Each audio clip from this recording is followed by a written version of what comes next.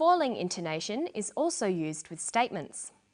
These are very general rules, but they can help you to work out what you as a listener are expected to say and can help you as a speaker to convey your meaning.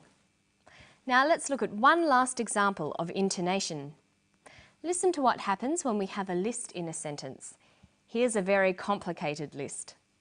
Some subjective tests of alertness, fatigue, vigour, and also some cognitive performance tasks, some which are pencil and paper and some that are done on the computer, and also an objective measure of alertness, which is how long it takes someone to fall asleep.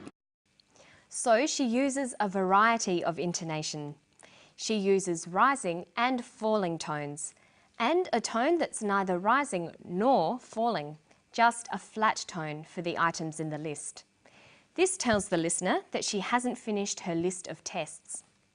And then for the very last item in the list, how long it takes someone to fall asleep. She uses falling intonation. This is how we know the list is finished. We generally use falling intonation for the last item in a list. So you can see there are some rules for intonation, but of course it varies according to the situation and our attitudes to the topic. Okay, so when we're talking, we use intonation, pauses and body language to convey meaning. But what about when we're writing? Well, we need to use punctuation. Let's start with one of the most common but difficult punctuation items, the comma. Commas are used to help readers understand the exact meaning of a sentence. They're like pauses in speech. A comma in the wrong place can give the wrong meaning to a sentence. For example, look at these two sentences. Stop, Jane. Stop, Jane. In the first sentence, the comma shows where there is a pause in speech. Stop, comma, Jane.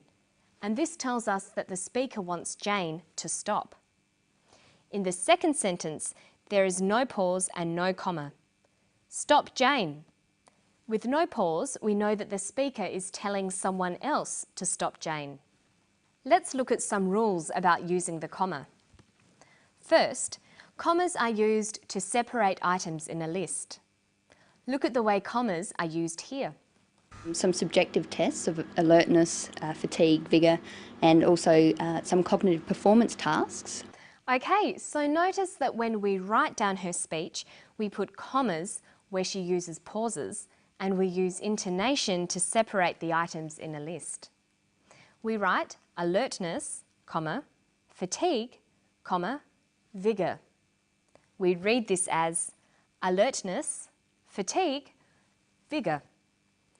Adding a comma between items in a list tells us clearly how many different items there are. A second use of commas is to separate clauses in a sentence. We use a comma to separate dependent and independent clauses, but only when the dependent clause is first in the sentence. This sounds complicated, but it's not really. Here's an example of a dependent clause, because he was very tired, followed by an independent clause, he went to bed. Notice that we use a comma.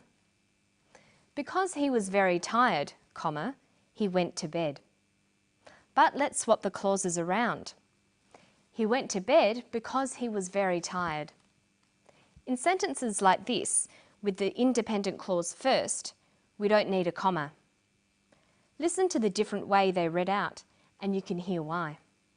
Because he was very tired, he went to bed. Notice the pause. He went to bed because he was very tired. There's no pause. So sometimes when you're writing, it helps to think that if there's a pause, you might need a comma. And that's where we're going to pause today. Hope you enjoyed Study English. I'll see you next time. Bye-bye.